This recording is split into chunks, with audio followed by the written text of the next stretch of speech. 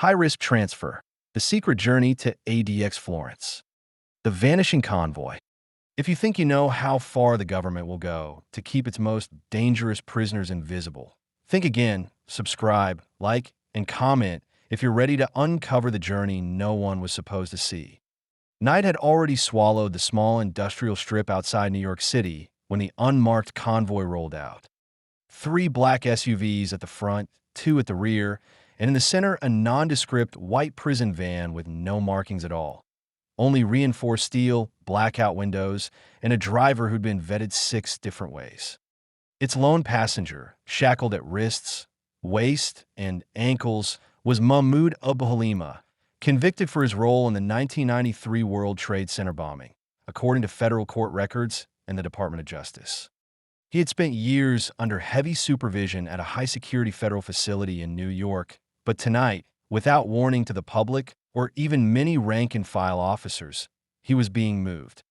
Inside the van, the air was cold and metallic.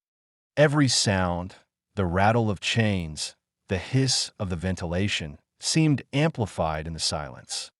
Abouhalima kept his head low, his beard now streaked with gray, eyes fixed on the floor. He had been told nothing except that he was being transferred. In a world of high-risk inmates, that phrase could mean a minor relocation or the end of everything familiar. He had heard rumors of Florence, Colorado, a town no one would visit without a reason, and of ADX, the federal Alcatraz of the Rockies, where prisoners are locked down 23 hours a day. But rumors were all he had. The Bureau of Prisons does not announce these journeys, and its written policies about non-disclosure of transport routes are deliberately vague, according to publicly released BOP manuals. On the surface, it looked like a routine prisoner move. In reality, it was a logistical ballet. Hours earlier, Marshals and Bureau of Prisons transport specialists had gathered in a secure conference room to plan the route. Cell phones had been left outside. Maps were rolled out showing alternate highways, refueling points, and decoy options. The transport roster had been scrubbed of names. Only initials. Each officer carried sealed orders that would not be opened until the convoy had already left. Even the exact departure time was shifted twice at the last minute. All of it designed to reduce the risk of an ambush, an escape, or public spectacle. This was standard practice for prisoners convicted of terrorism-related offenses, a quiet arm of national security operating far from cameras. The first hour passed in silence, except for the occasional crackle of the radio. In one SUV, Deputy Marshal Lawrence Keene kept his eyes on the mirrors. He'd done dozens of transfers, but this one carried an edge. Not because he expected a rescue attempt. Those are rare, but because of what would happen if something went wrong. This guy's not just any inmate, he muttered to the driver. He's a symbol. Keene knew the route by heart. West of Pennsylvania under cover of night, then a dawn flight out of a military airfield, though the prisoner would never see the plane. He'd be hooded, restrained, and hustled aboard through a rear stairwell, while a decoy van idled at the front gate. By 3 a.m., the convoy had reached a closed stretch of highway. Traffic had been diverted hours earlier for construction. The officers inside the lead vehicle weren't talking, they were scanning. Bridges, overpasses, roadside pull-offs, anything that could hide a threat. In the back of the van, Abouhalima tried to read the movement of the lights, but the windows were too dark. All he knew was the weight of the restraints and the rhythm of the wheels. Somewhere beyond the steel and glass lay the last glimpse of open space he would see for years. Then, without warning, the convoy slowed. A plain box truck sat across both lanes, hazard lights blinking. It hadn't been on the Marshals' clearance list. The lead SUV swerved to the shoulder, sirens still silent. In the van, the prisoner felt the shift, his chains clinking as he sat upright. Keene's hand went to his sidearm. Another marshal keyed the radio. "We've got an obstruction." "Confirmed, decoy?" Static answered. This was the moment everyone feared, the split second where routine turned into danger. Was it an accident, a miscommunication, or something planned? According to one retired transport officer interviewed years later, unconfirmed. Even minor surprises on a high-risk move can trigger full lockdown protocols. Reverse, reroute, call in air support. But on that night, the Marshals didn't have time to debate. Two agents leapt from their SUV and approached the truck. The hazard lights clicked. A driver's door creaked open. And that's where the paper trail ends. Official records of Abouhalima's transfer show only a departure date and an arrival at ADX Florence days later. No route, no stops, no incident reports released. Federal Bureau of Prisons inmate locator. What happened in those missing hours is still sealed, and no officer has publicly spoken about it. Some speculate it was simply a decoy maneuver. Others believe something went wrong and was covered up. Either way, by the time the sun rose over the Rockies, the prisoner had vanished from public view, swallowed by the system's most secretive pipeline. That was the beginning of the high-risk transfer, a journey engineered to be invisible, but with enough moving parts to rival an intelligence operation.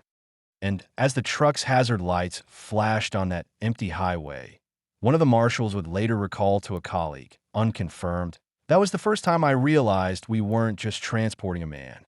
We were transporting a message." Paper trails and ghost roads.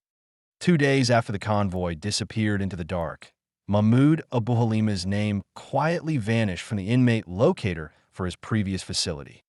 For families, lawyers, and journalists who tracked terrorism cases in the 1990s, this was nothing new. High-risk prisoners sometimes went dark for a few days during transfers. But this time felt different. One of the defense attorneys who had monitored the case later told a reporter, New York Times, 1999, that it was as if he'd fallen off the map. No arrival notice. No confirmation of the route. Only a bureaucratic void where an inmate used to be. Inside the Justice Department, that void had a name: restricted movement. According to Bureau of Prisons transport policies made public through FOIA, certain prisoners are moved under sealed orders so secret that even some wardens don't know where they're headed until after arrival. A small interagency team, U.S. Marshals, BOP's Correctional Programs Division, and occasionally the FBI, handles everything from false manifests to fuel stops at closed military installations. The goal is simple: no publicity, no escape window, no martyrdom spectacle. But secrecy has its own risks. The more invisible the move, the less accountability there is if something goes wrong. Out in Pennsylvania, a state trooper named Caroline Mercer was on an unrelated overnight patrol when she noticed an odd pattern on her dashboard computer. 2 different convoys flagged for restricted movement within an hour of each other.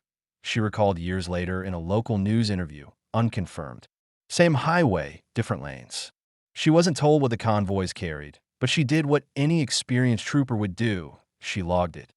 That log would later become one of the only breadcrumbs in an otherwise scrubbed record.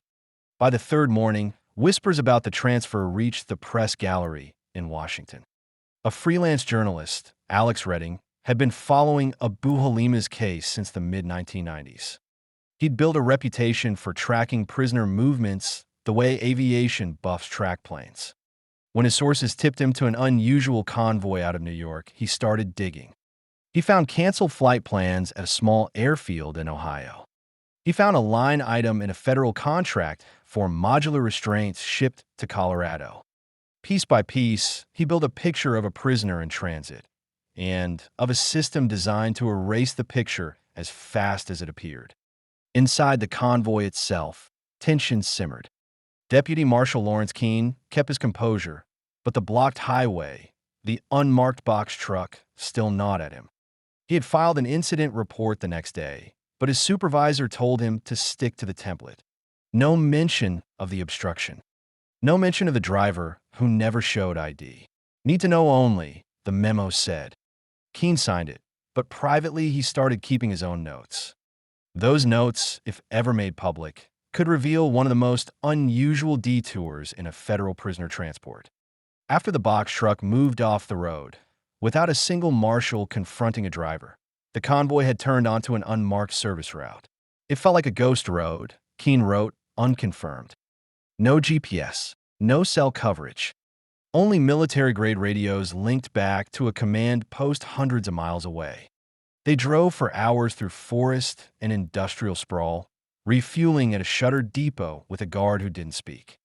Meanwhile, Alex Redding uncovered something startling: an aviation log for AC-23 Sherpa aircraft landing at Pueblo Memorial, the passenger no one spoke of.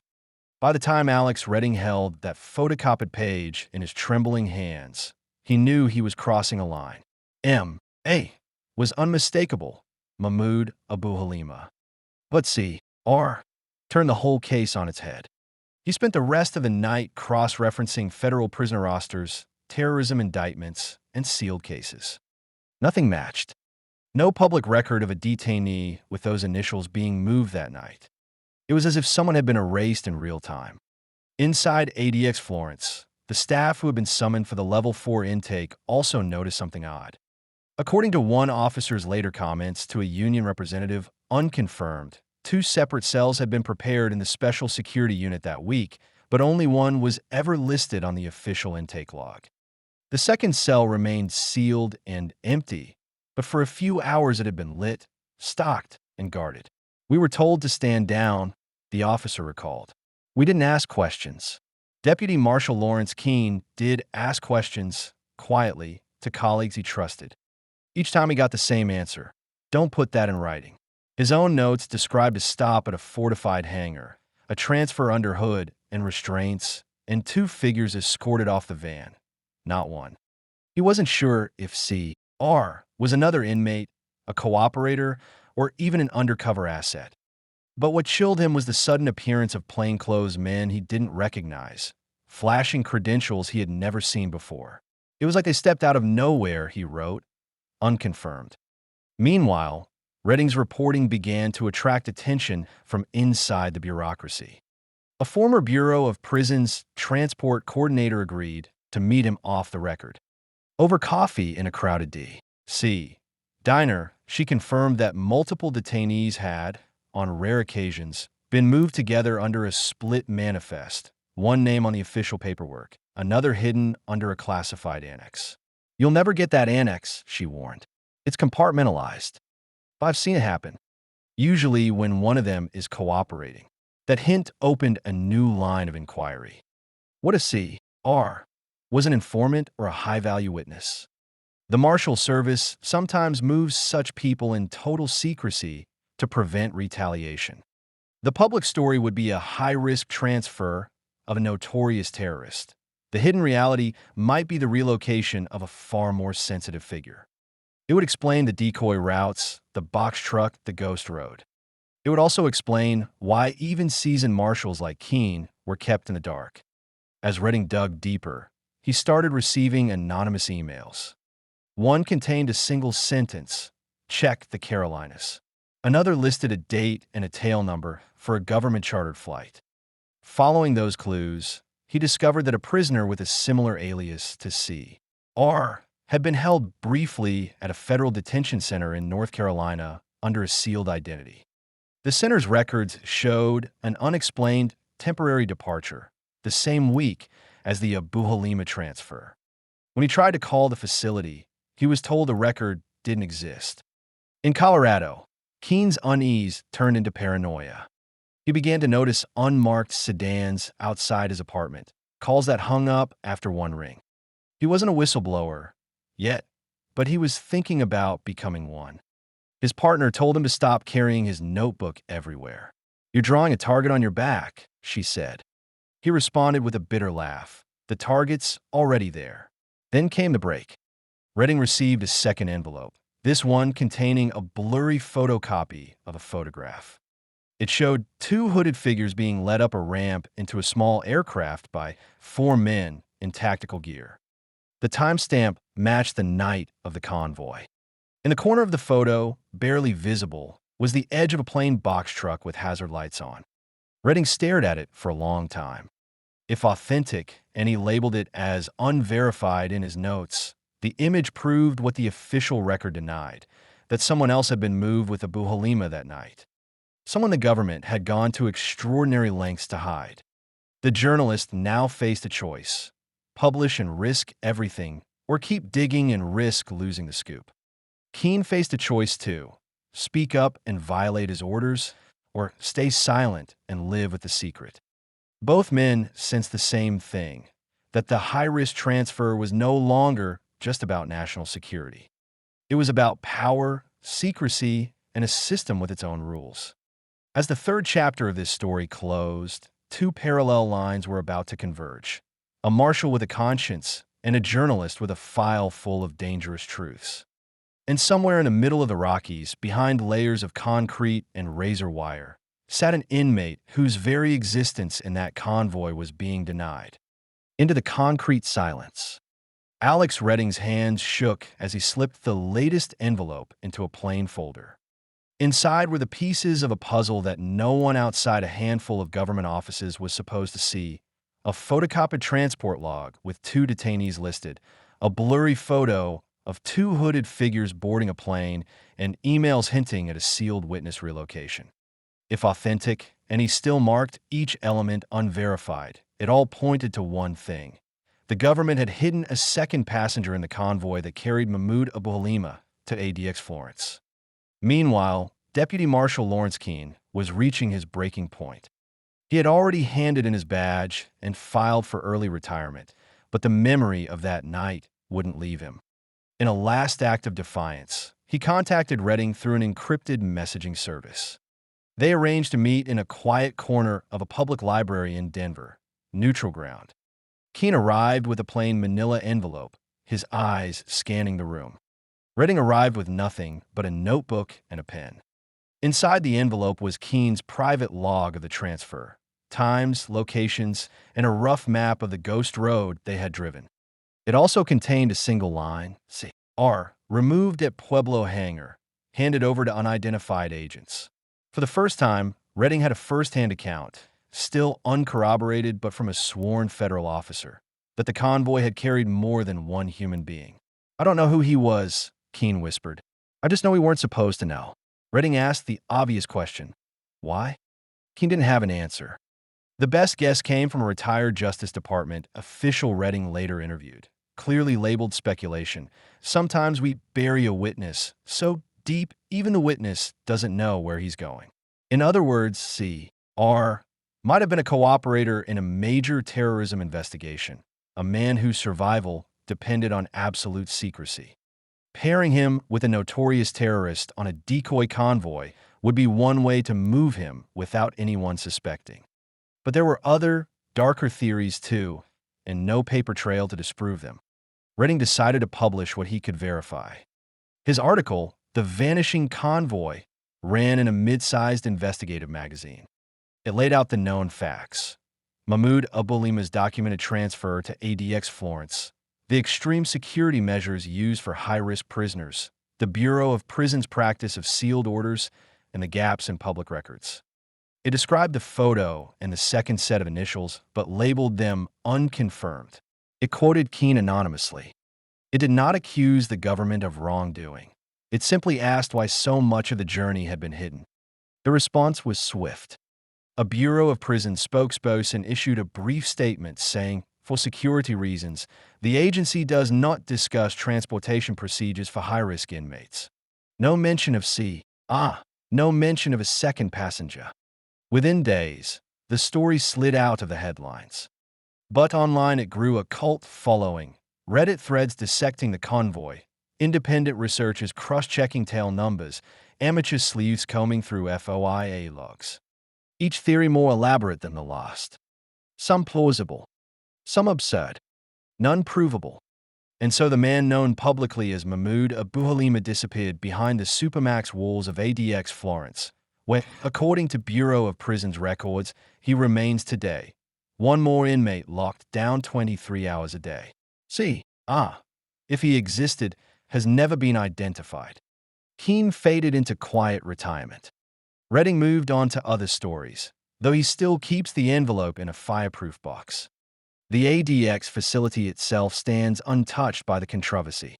Its corridors remain silent, its exercise cages stark against the Colorado sky.